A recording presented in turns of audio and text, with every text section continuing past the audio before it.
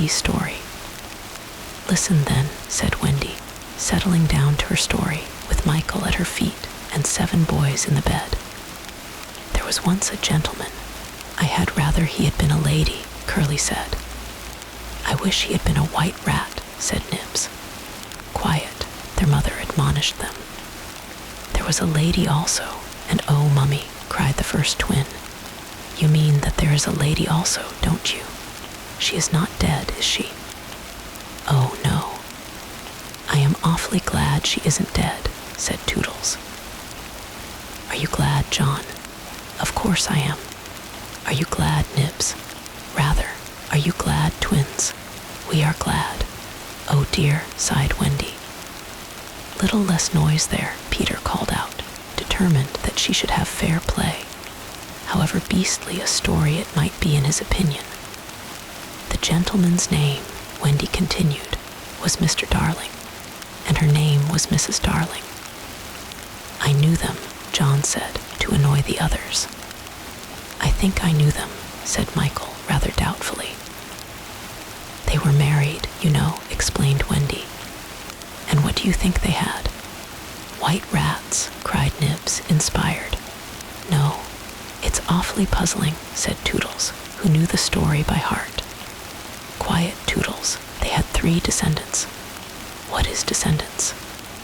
Well, you are one, twin. Did you hear that, John? I am a descendant. Descendants are only children, said John. Oh dear, sighed Wendy. Now these 3 children had a faithful nurse called Nana. But Mr. Darling was angry with her and chained her up in the yard. And so all the children flew away. It's an awfully good story, said Nibs. They flew away, Wendy continued, to the Neverland, where the lost children are. I just thought they did, Curly broke in excitedly.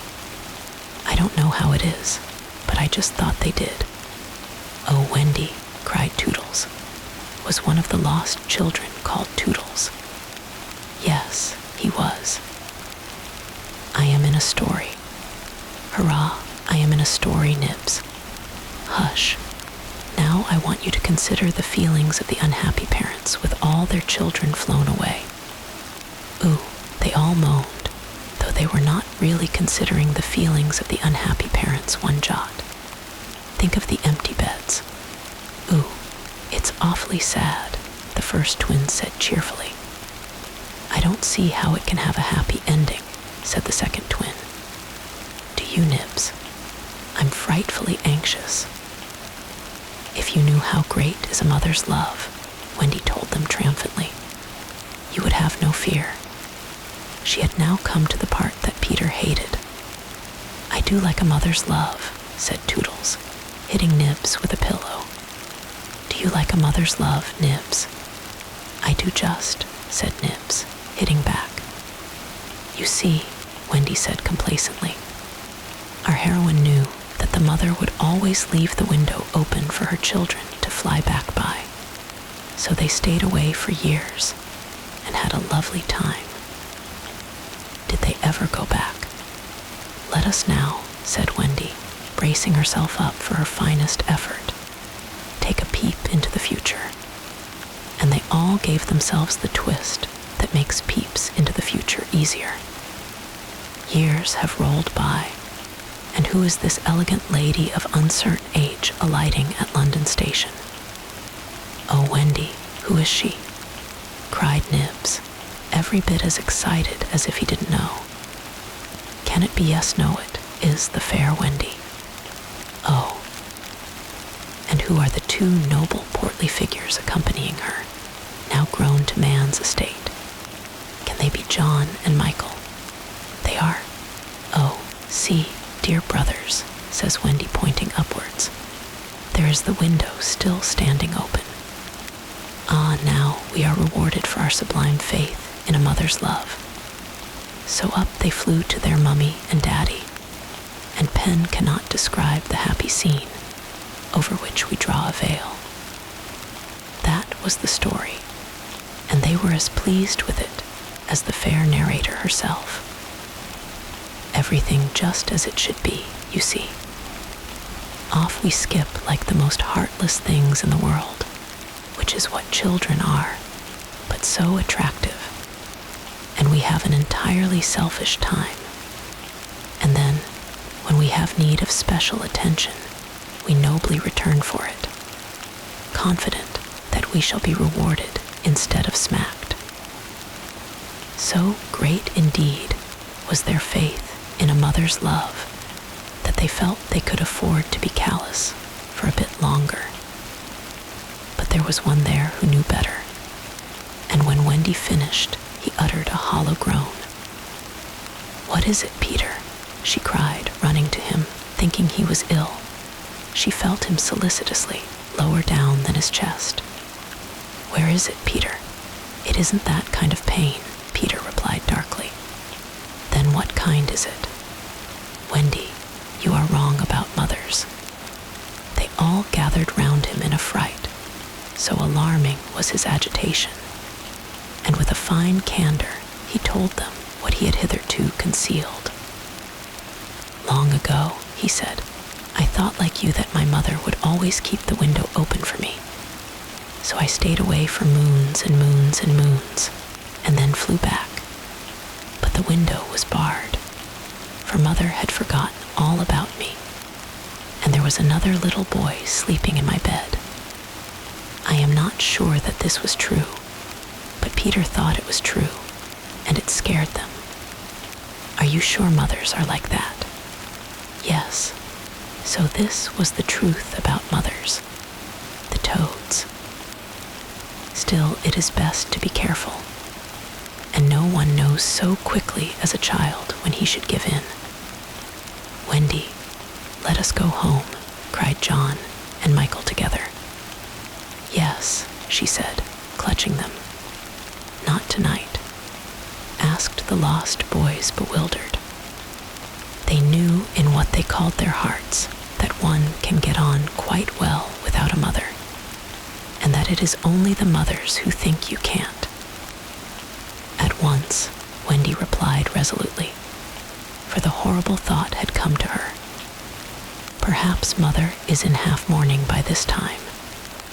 This dread made her forgetful of what must be Peter's feelings, and she said to him, rather sharply, "Peter, will you make the necessary arrangements?" "If you wish it," he replied, as coolly as if she had asked him to pass the nuts. Not so much as a sorry to lose you between them. If she did not mind the parting, he was going to show her, was Peter, that neither did he.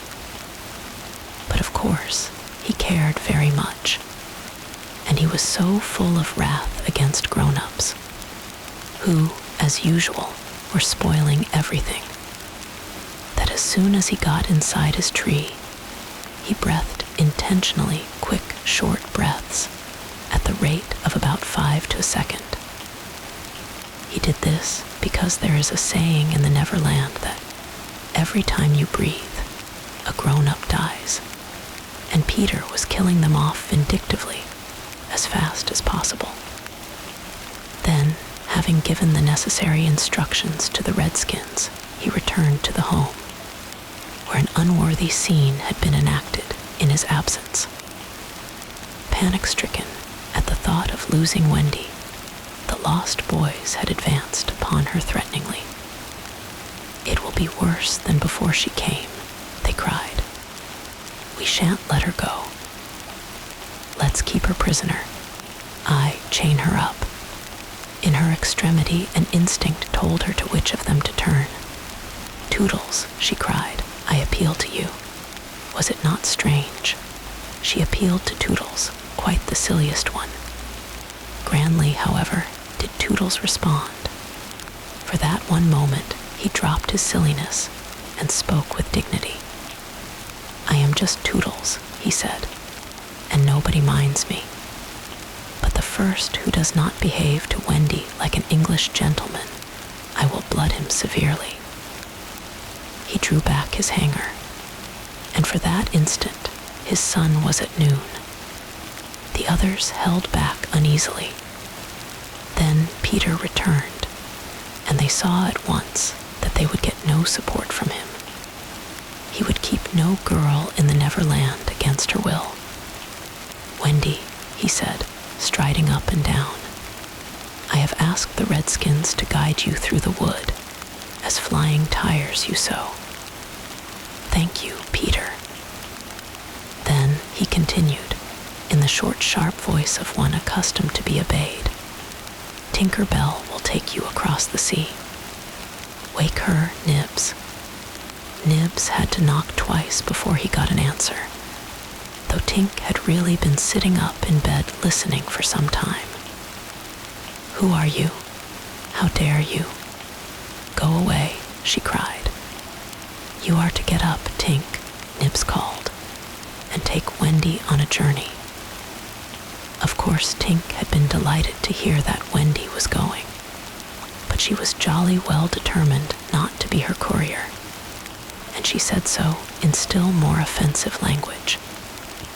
Then she pretended to be asleep again. "She says she won't," Nibs exclaimed, aghast at such insubordination, whereupon Peter went sternly toward the young lady's chamber. "Tink," he rapped out, "if you don't get up and dress at once, I will open the curtains, and then we shall all see you in your negligee." This made her leap to the floor. "Who said I wasn't getting up?" she cried. In the meantime, the boys were gazing very forlornly at Wendy, now equipped with John and Michael for the journey. By this time, they were dejected, not merely because they were about to lose her, but also because they felt that she was going off to something nice to which they had not been invited. Novelty was beckoning to them as usual, crediting them with a nobler feeling. Wendy melted. "Dear ones," she said, "if you will all come with me, I feel almost sure I can get my father and mother to adopt you." The invitation was meant specially for Peter, but each of the boys was thinking exclusively of himself, and at once they jumped with joy. "But won't they think us rather a handful?" Nibs asked in the middle of his jump. "Oh no," said Wendy, rapidly thinking it out. "It will only mean having a few beds in the drawing room. They can be hidden behind the screens on first Thursdays." "Peter, can we go?" they all cried imploringly. They took it for granted that if they went he would go also, but really they scarcely cared. Thus children are ever ready, when novelty knocks, to desert their dearest ones. "All right," Peter replied with a bitter smile, and immediately they rushed to get their things. "And now, Peter," Wendy said, thinking she had put everything right, "I am going to give you your medicine before you go." She loved to give them medicine, and undoubtedly gave them too much. Of course it was only water, but it was out of a bottle, and she always shook the bottle and counted the drops, which gave it a certain medicinal quality. On this occasion, however, she did not give Peter his draught, for just as she had prepared it, she saw a look on his face that made her heart sink. "Get your things, Peter," she cried, shaking. "No," he answered, pretending indifference. "I am not going with you, Wendy." "Yes, Peter." "No." To show that her departure would leave him unmoved, he skipped up and down the room, playing gaily on his heartless pipes. She had to run about after him, though it was rather undignified. "To find your mother," she coaxed. Now, if Peter had ever quite had a mother, he no longer missed her. He could do very well without one. He had thought them out and remembered only their bad points. "No, no," he told Wendy decisively. "Perhaps she would say I was old, and I just want always to be a little boy and to have fun. But Peter, no. and so the others had to be told, "Peter isn't coming.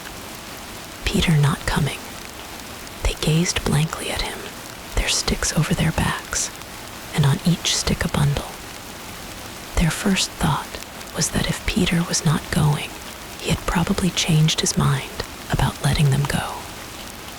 But he was far too proud for that. "If you find your mothers," he said darkly, "I hope you will like them." The awful cynicism of this made an uncomfortable impression, and most of them began to look rather doubtful. After all, their faces said, were they not noodles to want to go? "Now then," cried Peter, "no fuss, no blubbering goodbye, Wendy." And he held out his hand cheerily, quite as if they must really go now, for he had something important to do. She had to take his hand, and there was no indication that he would prefer a thimble. "You will remember about changing your flannels, Peter," she said, lingering over him. She was always so particular about their flannels. "Yes, and you will take your medicine." "Yes," that seemed to be everything, and an awkward pause followed. Peter, however, was not the kind that breaks down before other people. "Are you ready, Tinker Bell?" he called out. Aye, then lead the way." Tink darted up the nearest tree, but no one followed her, for it was at this moment that the pirates made their dreadful attack upon the redskins. Above, where all had been so still, the air was rent with shrieks and the clash of steel. Below, there was dead silence. Mouths opened and remained open. Wendy fell on her knees, but her arms were extended toward Peter. All arms were extended to him, as if suddenly blown in his direction. They were beseeching him mutely not to desert them. As for Peter, he seized his sword, the same he thought he had slain Barbecue with, and the lust of battle was in his eye. The children are carried off. The pirate attack had been a complete surprise, a sure proof that the unscrupulous Hook had conducted it improperly. For to surprise redskins fairly is beyond the wit of the white man. By all the unwritten laws of savage warfare, it is always the redskin who attacks, and with the wiliness of his race, he does it just before the dawn, at which time he knows the courage of the whites to be at its lowest ebb. The white men have in the meantime made a rude stockade on the summit of yonder undulating ground, at the foot of which a stream runs, for it is destruction to be too far from water. There they await the onslaught, the inexperienced ones clutching their revolvers and treading on twigs, but the old hands sleeping tranquilly until just before the dawn. Through the long black night, the savage scouts wriggle snake-like among the grass without stirring a blade. The brushwood closes behind them, as silently as sand into which a mole has dived. Not a sound is to be heard, save when they give vent to a wonderful imitation of the lonely call of the coyote. The cry is answered by other braves, and some of them do it even better than the coyotes, who are not very good at it. So the chill hours wear on, and the long suspense is horribly trying to the paleface, who has to live through it for the first time. But to the trained hand, those ghastly calls, and still ghastlier silences, are but an intimation of how the night is marching. That this was the usual procedure was so well known to Hook that in disregarding it, he cannot be excused on the plea of ignorance. The pickaninnies, on their part, trusted implicitly to his honor, and their whole action of the night stands out in marked contrast to his. They left nothing undone that was consistent with the reputation of their tribe. With that alertness of the senses, which is at once the marvel and despair of civilized peoples, they knew that the pirates were on the island from the moment one of them trod on a dry stick. And in an incredibly short space of time, the coyote cries began. Every foot of ground between the spot where Hook had landed his forces and the home under the trees was stealthily examined by braves wearing their moccasins with the heels in front. They found only one hillock with a stream at its base, so that Hook had no choice. Here he must establish himself and wait for just before the dawn. Everything being thus mapped out with almost diabolical cunning, the main body of the redskins folded their blankets around them, and in the phlegmatic manner that is to them, the pearl of manhood squatted above the children's home, awaiting the cold moment when they should deal pale death.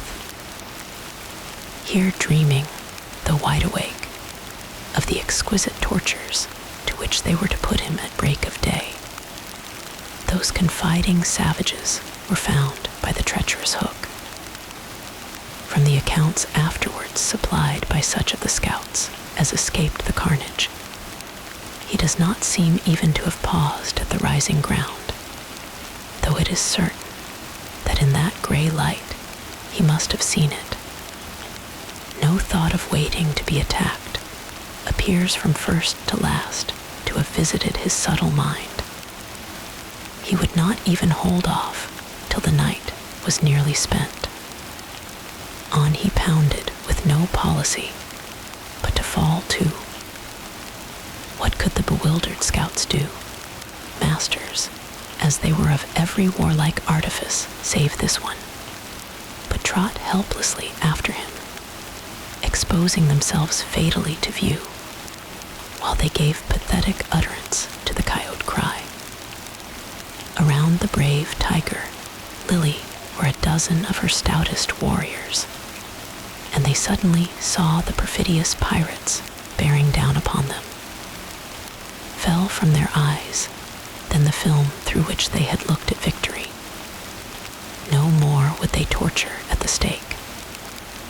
For them, the happy hunting grounds was now.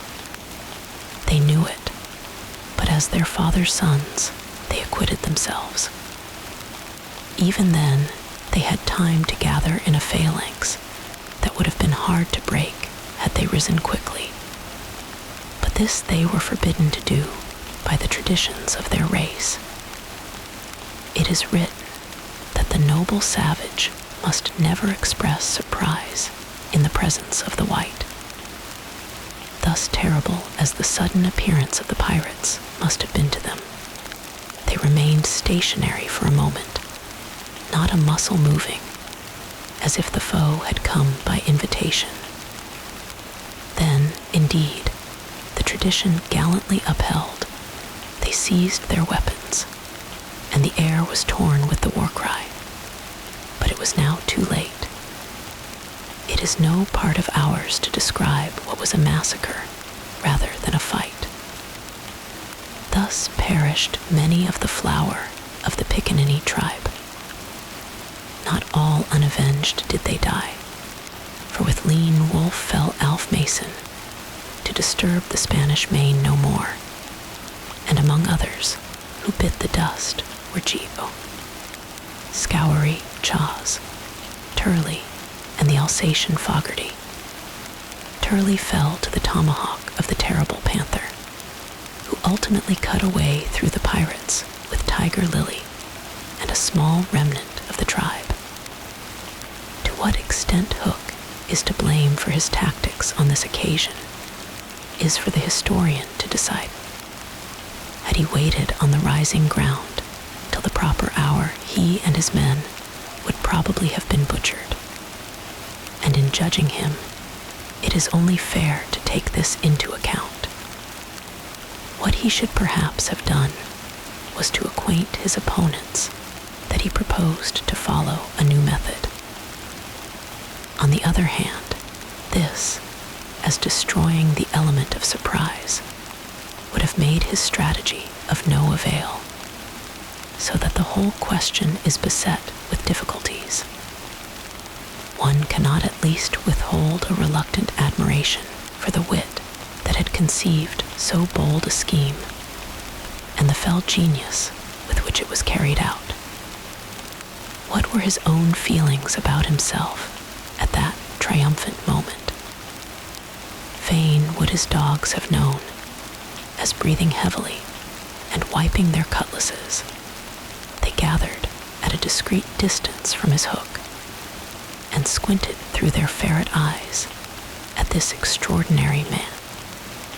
Elation must have been in his heart, but his face did not reflect it. Ever a dark and solitary enigma, he stood aloof from his followers in spirit as in substance. The night's work was not yet over, for it was not the redskins he had come out to destroy. They were but the bees to be smoked, so that he should get at the honey. It was Pan he wanted, Pan and Wendy and their band, but chiefly Pan. Peter was such a small boy that one tends to wonder at the man's hatred of him. True, he had flung Hook's arm to the crocodile, but even this, and the increased insecurity of life to which it led, owing to the crocodile's pertinacity, hardly account for a vindictiveness so relentless and malignant. The truth is that there was a something about Peter which goaded the pirate captain to frenzy. It was not his courage. It was not his engaging appearance. It was not. There is no beating about the bush, for we know quite well what it was, and have got to tell. It was Peter's cockiness. This had got on Hook's nerves. It made his iron claw twitch, and at night it disturbed him like an insect. While Peter lived, the tortured man felt that he was a lion in a cage into which a sparrow had come. The question now was how to get down the trees, or how to get his dogs down. He ran his greedy eyes over them, searching for the thinnest ones. They wriggled uncomfortably, for they knew he would not scruple to ram them down with poles. In the meantime, what of the boys? We have seen them at the first clang of the weapons, turned as it were into stone figures, open-mouthed, all appealing with outstretched arms to Peter.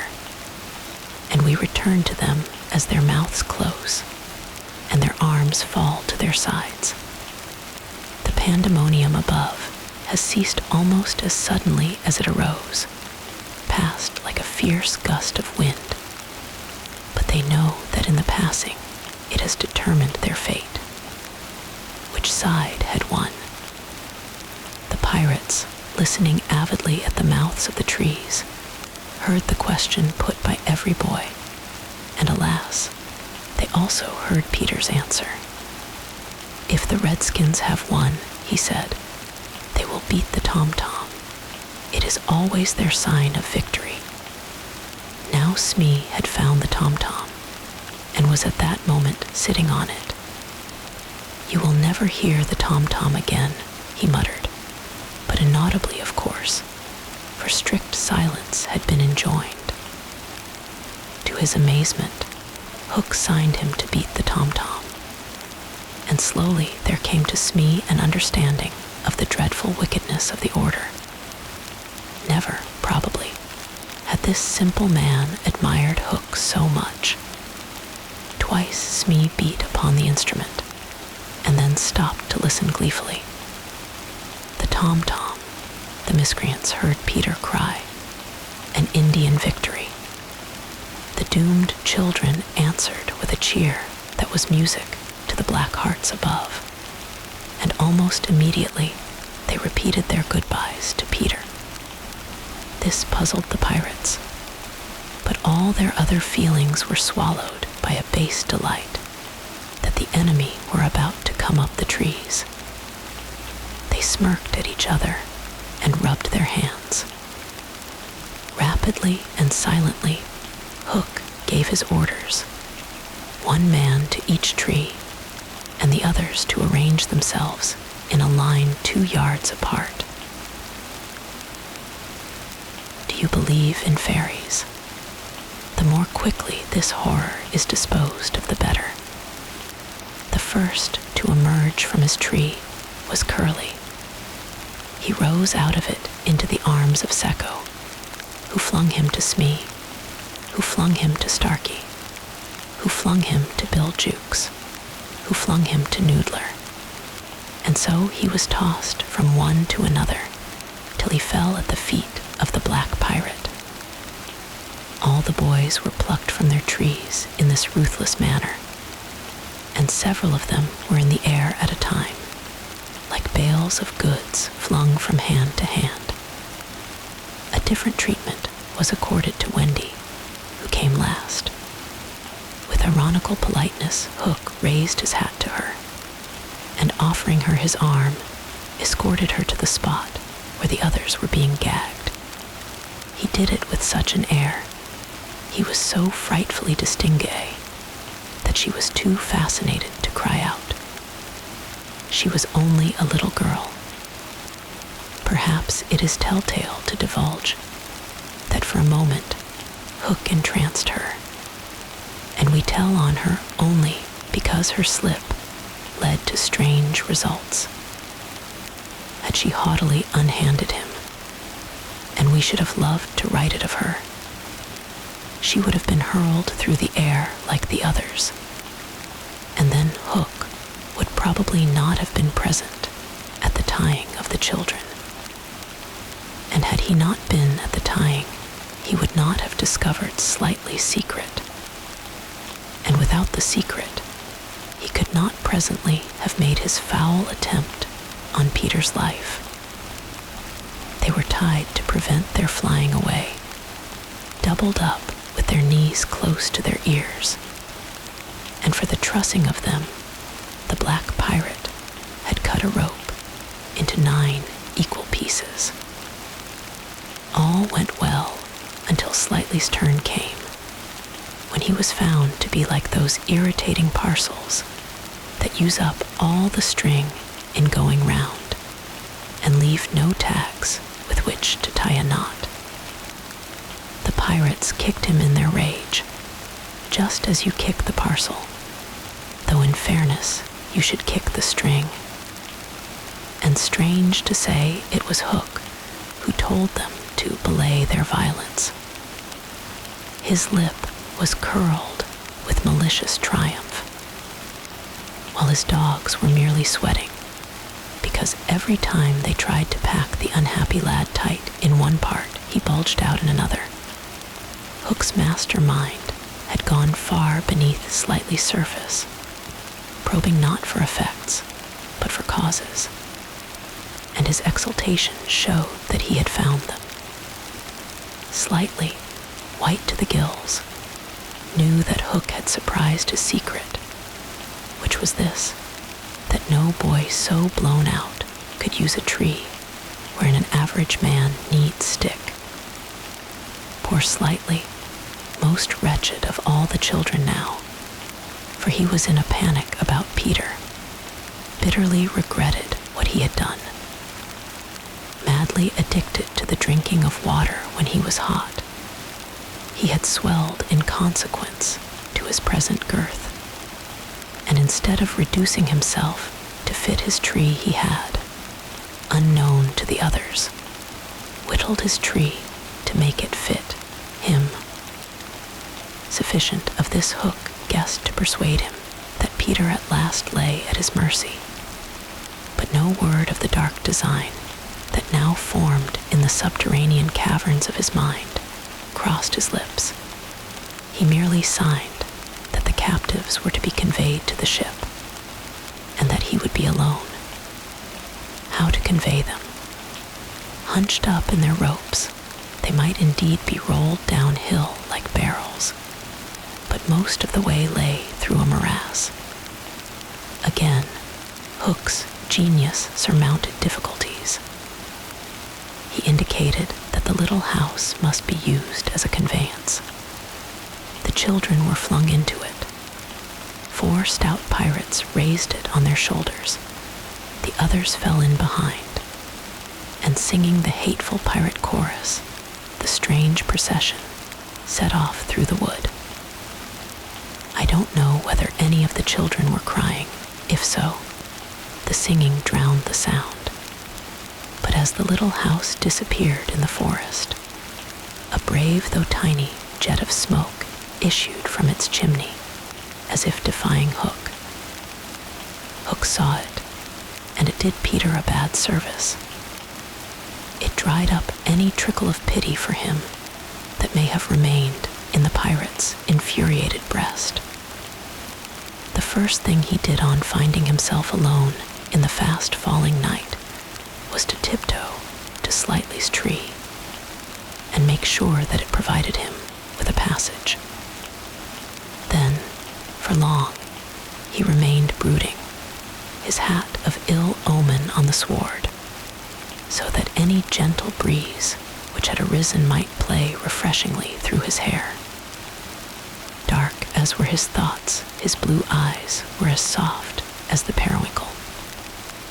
Intently, he listened for any sound from the nether world, but all was as silent below as above.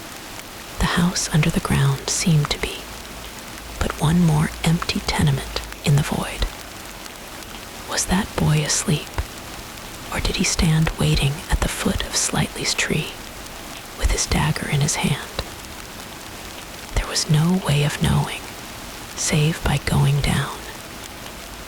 Hook let his cloak slip softly to the ground, and then biting his lips till a lewd blood stood on them, he stepped into the tree. He was a brave man, but for a moment he had to stop there and wipe his brow, which was dripping like a candle. Then, silently, he let himself go into the unknown. He arrived unmolested at the foot of the shaft and stood still again, biting at his breath, which had almost left him. As his eyes became accustomed to the dim light, various objects in the home under the trees took shape. But the only one on which his greedy gaze rested, long sought for and found at last, was the great bed. On the bed lay Peter fast asleep, unaware of the tragedy being enacted above. Peter had continued, for a little time after the children left, to play gaily on his pipes. No doubt, rather a forlorn attempt to prove to himself that he did not care. Then he decided not to take his medicine, so as to grieve Wendy. Then he lay down on the bed outside the coverlet, to vex her still more, for she had always tucked them inside it, because you never know that you may not grow chilly at the turn of the night. Then he nearly cried, but it struck him how indignant she would be if he laughed instead. So he laughed a haughty laugh and fell asleep in the middle of it. Sometimes, though not often, he had dreams, and they were more painful than the dreams of other boys. For hours he could not be separated from these dreams, though he wailed piteously in them. They had to do, I think, with the riddle of his existence. At such times, it had been Wendy's custom to take him out of bed and sit with him on her lap, soothing him in dear ways of her own invention. And when he grew calmer, to put him back to bed before he quite woke up, so that he should not know of the indignity to which she had subjected him. But on this occasion, he had fallen at once into a dreamless sleep. One arm dropped over the edge of the bed. One leg was arched, and the unfinished part of his laugh was stranded on his mouth, which was open, showing the little pearls. Thus, defenseless Hook found him. He stood silent at the foot of the tree, looking across the chamber at his enemy. Did no feeling of compassion disturb his somber breast? The man was not wholly evil. He loved flowers, I have been told, and sweet music. He was himself no mean performer on the harpsichord. And, let it be frankly admitted, the idyllic nature of the scene stirred him profoundly.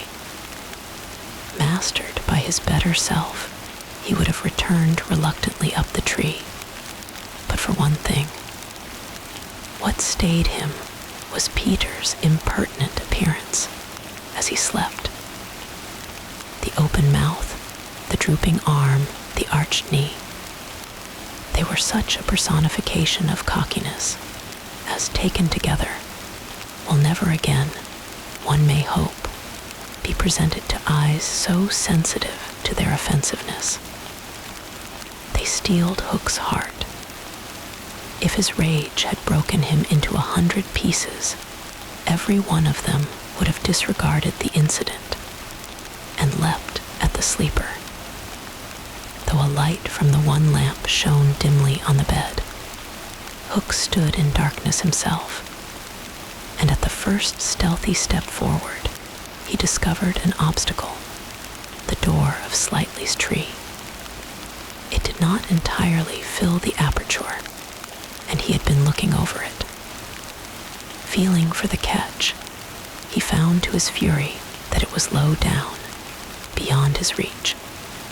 To his disordered brain, it seemed then that the irritating quality in Peter's face and figure visibly increased, and he rattled the door and flung himself against it. Was his enemy to escape him after all? But what was that? The red in his eye had caught sight of Peter's medicine standing on a ledge within easy reach. He fathomed what it was straight away, and immediately knew that the sleeper was in his power. Lest he should be taken alive, Hook always carried about his person a dreadful drug, blended by himself of all the death-dealing rings that had come into his possession. These he had boiled down into a yellow liquid quite unknown to science, which was probably the most virulent poison in existence. 5 drops of this he now added to Peter's cup. His hand shook, but it was in exultation rather than in shame. As he did it, he avoided glancing at the sleeper, but not lest pity should unnerve him, merely to avoid spilling. Then one long, gloating look he cast upon his victim, and turning, wormed his way with difficulty up the tree. As he emerged at the top, he looked the very spirit of evil breaking from its hole. Donning his hat at its most rakish angle, he wound his cloak around him, holding one end in front as if to conceal his person from the night, of which it was the blackest part, and muttering strangely to himself, stole away through the trees. Peter slept on. The light guttered and went out, leaving the tenement in darkness, but still he slept. It must have been not less than 10 o'clock by the crocodile, when he suddenly sat up in his bed, wakened by he knew not what. It was a soft, cautious tapping on the door of his tree, soft and cautious, but in that stillness it was sinister. Peter felt for his dagger till his hand gripped it. Then he spoke. "Who is that?" For long there was no answer, then again the knock. "Who are you?" No answer. He was thrilled. and he loved being thrilled. In 2 strides, he reached the door. Unlike Slightly's door, it filled the aperture so that he could not see beyond it, nor could the one knocking see him. "I won't open unless you speak," Peter cried. Then, at last, the visitor spoke in a lovely bell-like voice. "Let me in, Peter." It was Tink, and quickly he unbarred to her. She flew in excitedly, her face flushed and her dress stained with mud. "What is it?" "Oh, you could never guess." She cried and offered him 3 guesses. "Out with it," he shouted, and in one ungrammatical sentence, as long as the ribbons that conjurers pull from their mouths, she told of the capture of Wendy and the boys. Peter's heart bobbed up and down as he listened. Wendy bound, and on the pirate ship, she who loved everything to be just so. "I'll rescue her," he cried, leaping at his weapons. As he leapt, he thought of something he could do to please her. He could take his medicine. His hand closed on the fatal draught. "No," shrieked Tinker Bell, who had heard Hook mutter about his deed as he sped through the forest. "Why not? It is poisoned. Poisoned. Who could have poisoned it? Hook, don't be silly. How could Hook have got down here?" Alas, Tinker Bell could not explain this, for even she did not know the dark secret of Slightly's tree. Nevertheless, Hook's words had left no room for doubt. The cup was poisoned. "Besides," said Peter, quite believing himself, "I never fell asleep." He raised the cup. No time for words now, time for deeds. And with one of her lightning movements, Tink got between his lips and the draught, and drained it to the dregs. "Why, Tink, how dare you drink my medicine?" But she did not answer.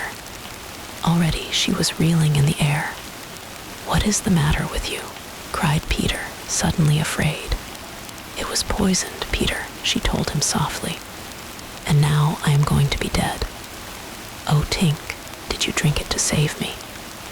"Yes, but why, Tink?"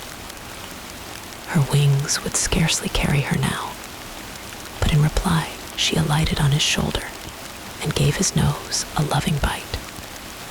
She whispered in his ear, "You silly ass," and then, tottering to her chamber, lay down on the bed. His head almost filled the 4th wall of her little room as he knelt near her in distress. Every moment her light was growing fainter, and he knew that if it went out, she would be no more. She liked his tears so much that she put out her beautiful finger and let them run over it. Her voice was so low that at first he could not make out what she said. Then he made it out.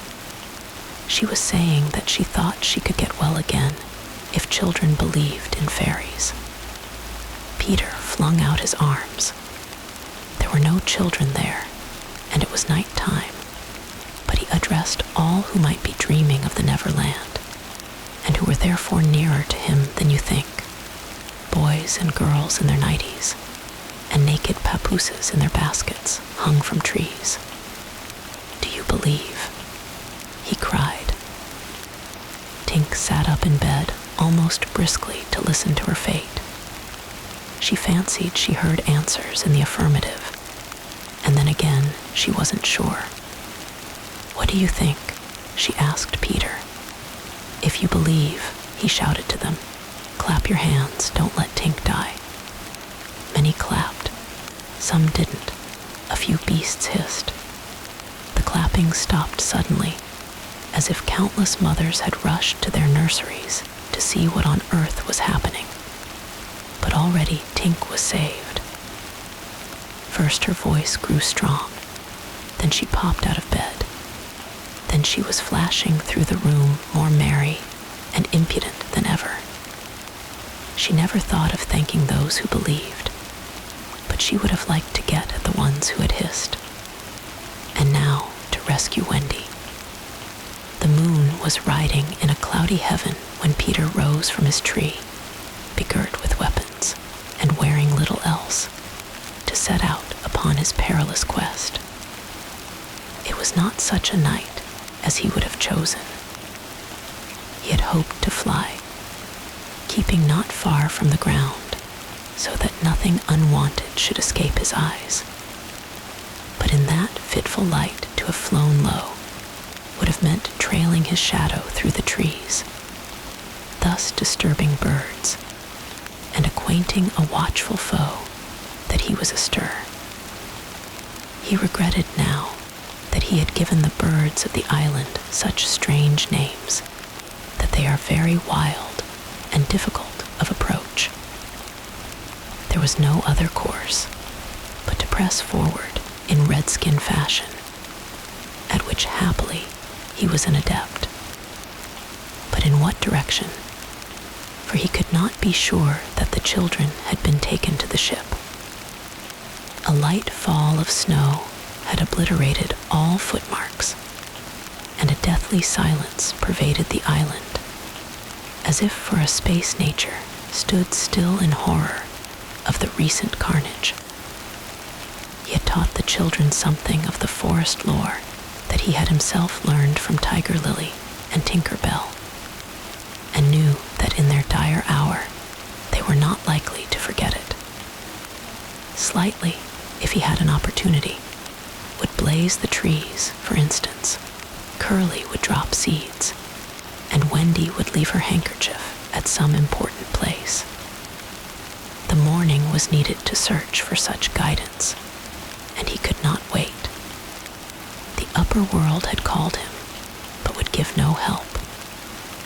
The crocodile passed him, but not another living thing, not a sound, not a movement. And yet, he knew well that sudden death might be at the next tree, or stalking him from behind. He swore this terrible oath, hook or me this time. Now he crawled forward like a snake, and again erect, he darted across a space on which the moonlight played, one finger on his lip and his dagger at the ready. He was frightfully happy. The pirate ship, one green light squinting over Kidd's Creek, which is near the mouth of the Pirate River, marked where the brig, the Jolly Roger, lay, low in the water, a rakish-looking craft foul to the hull, every beam in her detestable, like ground strewn with mangled feathers. She was the cannibal of the seas, and scarce needed that watchful eye, for she floated immune in the horror of her name. She was wrapped in the blanket of night, through which no sound from her could have reached the shore. There was little sound, and none agreeable save the whir of the ship's sewing machine at which Smee sat, ever industrious and obliging. The essence of the commonplace, pathetic Smee. I know not why he was so infinitely pathetic, unless it were because he was so pathetically unaware of it. But even strong men had to turn hastily from looking at him, and more than once on summer evenings he had touched the fount of Hook's tears and made it flow. Of this, as of almost everything else, Smee was quite unconscious. A few of the pirates leant over the bulwarks, drinking in the miasma of the night. Others sprawled by barrels over games of dice and cards. And the exhausted four, who had carried the little house, lay prone on the deck, where even in their sleep they rolled skillfully to this side or that out of Hook's reach, lest he should claw them mechanically in passing. Hook trod the deck in thought. O man unfathomable! It was his hour of triumph. Peter had been removed forever from his path, and all the other boys were in the brig, about to walk the plank. It was his grimmest deed since the days when he had brought barbecue to heel. And knowing as we do how vain a tabernacle is man, could we be surprised had he now paced the deck unsteadily, bellied out by the winds of his success? But there was no elation in his gait, which kept pace with the action of his somber mind. Hook was profoundly dejected. He was often thus when communing with himself on board ship in the quietude of the night. It was because he was so terribly alone. This inscrutable man never felt more alone than when surrounded by his dogs. They were socially inferior to him. Hook was not his true name. To reveal who he really was would even at this date set the country in a blaze. But as those who read between the lines must already have guessed, he had been at a famous public school, and its traditions still clung to him like garments, with which indeed they are largely concerned. Thus, it was offensive to him, even now, to board a ship in the same dress in which he grappled her, and he still adhered in his walk to the school's distinguished slouch. But above all, he retained the passion for good form. Good form. However much he may have degenerated, he still knew that this is all that really matters. From far within him, he heard a creaking as of rusty portals, and through them came a stern tap, tap, tap, like hammering in the night when one cannot sleep. Have you been good form today? Was their eternal question. Fame, fame, that glittering bauble, it is mine, he cried. Is it quite good form to be distinguished at anything? The tap-tap from his school replied, I am the only man whom barbecue feared, he urged, and Flint feared barbecue. Barbecue, Flint what house? Came the cutting retort. Most disquieting reflection of all, was it not bad form to think about good form? His vitals were tortured by this problem. It was a claw within him, sharper than the iron one, and as it tore him, the perspiration dripped down his tallow countenance and streaked his doublet. Oft-times he drew his sleeve across his face, but there was no damming that trickle. Ah, envy not Hook. There came to him a presentiment of his early dissolution. It was as if Peter's terrible oath had boarded the ship.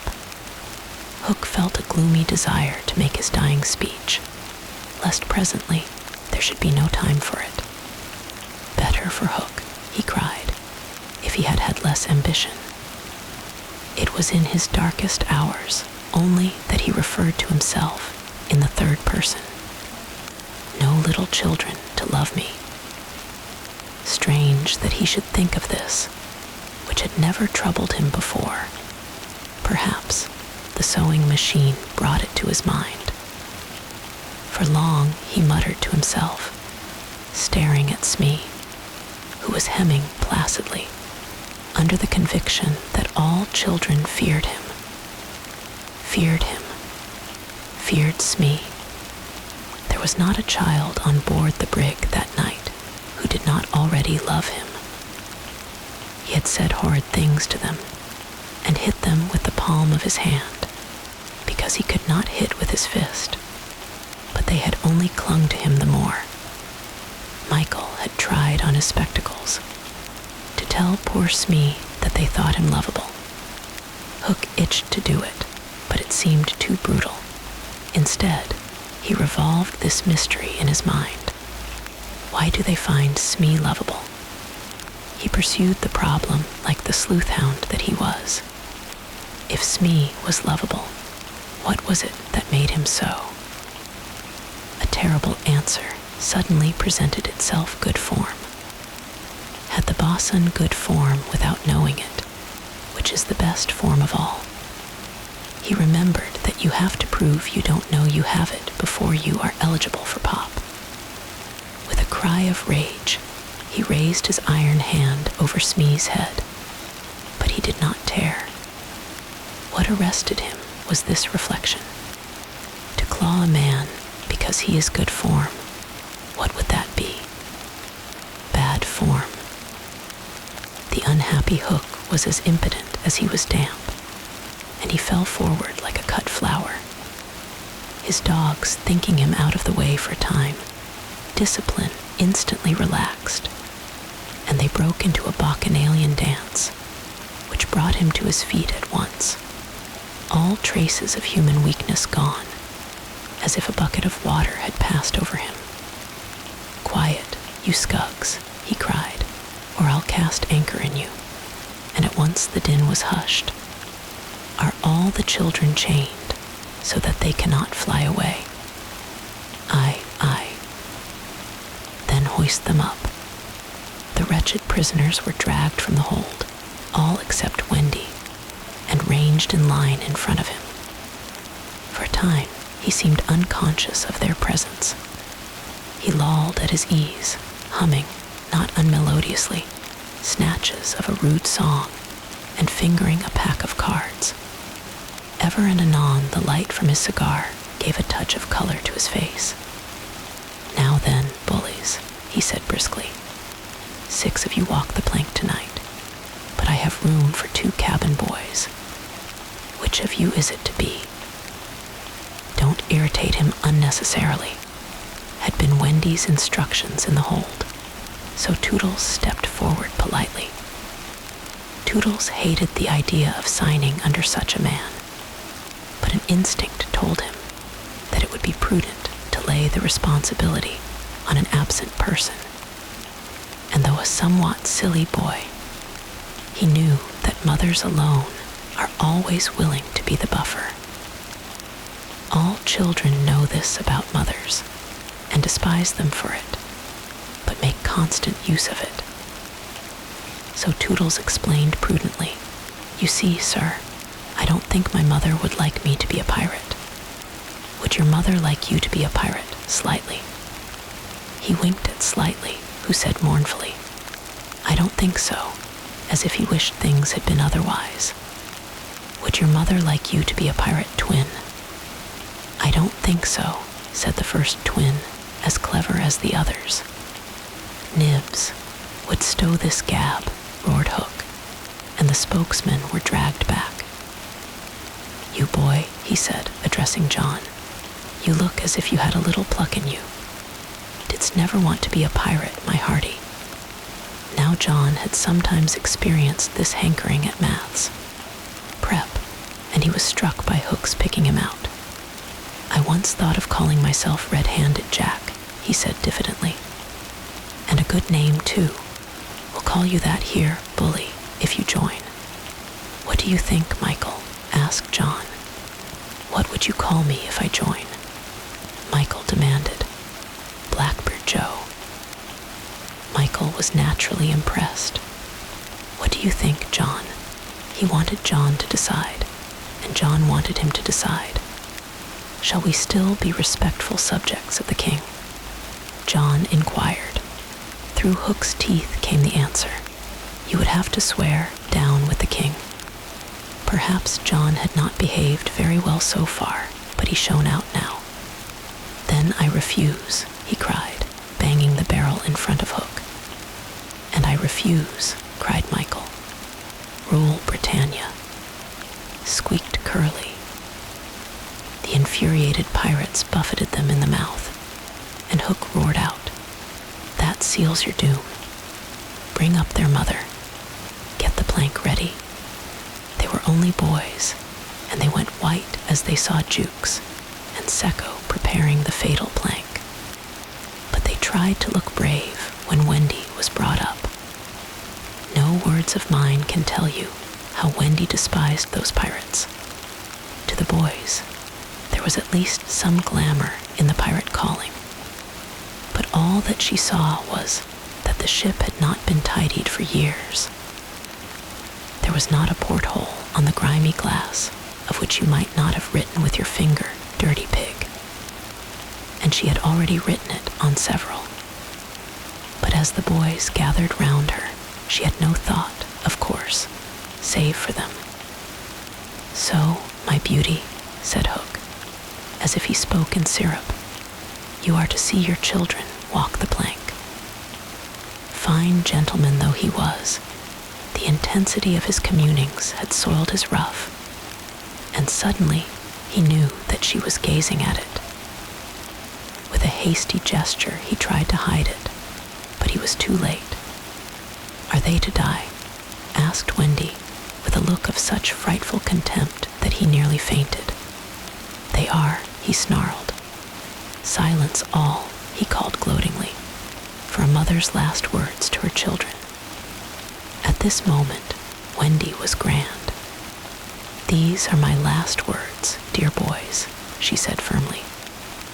I feel that I have a message to you from your real mothers, and it is this. We hope our sons will die like English gentlemen. Even the pirates were awed, and Toodles cried out hysterically, I am going to do what my mother hopes. What are you to do, Nibs? What my mother hopes. What are you to do, Twin? What my mother hopes, John. What are... But Hook had found his voice again. Tie her up, he shouted. It was Smee who tied her to the mast. See here, honey, he whispered. I'll save you if you promise to be my mother. But not even for Smee would she make such a promise. I would almost rather have no children at all, she said disdainfully. It is sad to know that not a boy was looking at her as Smee tied her to the mast. The eyes of all were on the plank. That last little walk they were about to take. They were no longer able to hope that they would walk it manfully, for the capacity to think had gone from them. They could stare and shiver only. Hook smiled on them with his teeth closed and took a step toward Wendy. His intention was to turn her face so that she should see the boys walking the plank one by one. But he never reached her. He never heard the cry of anguish he hoped to wring from her. He heard something else instead. It was the terrible tick-tick of the crocodile. They all heard it, pirates, boys, Wendy, and immediately every head was blown in one direction, not to the water whence the sound proceeded, but toward Hook. All knew that what was about to happen concerned him alone, and that from being actors, they were suddenly become spectators. Very frightful was it to see the change that came over him. It was as if he had been clipped at every joint. He fell in a little heap. The sound came steadily nearer, and in advance of it came this ghastly thought. The crocodile is about to board the ship. Even the iron claw hung inactive, as if knowing that it was no intrinsic part of what the attacking force wanted. Left so fearfully alone, any other man would have lain with his eyes shut where he fell. But the gigantic brain of Hook was still working, and under its guidance, he crawled on the knees along the deck as far from the sound as he could go. The pirates respectfully cleared a passage for him, and it was only when he brought up against the bulwarks that he spoke. Hide me, he cried hoarsely. They gathered round him, all eyes averted from the thing that was coming aboard. They had no thought of fighting it. It was fate. Only when Hook was hidden from them did curiosity loosen the limbs of the boys so that they could rush to the ship's side to see the crocodile climbing it. Then they got the strangest surprise of the night of nights, for it was no crocodile that was coming to their aid. It was Peter. He signed to them not to give vent to any cry of admiration that might rouse suspicion. Then went on ticking.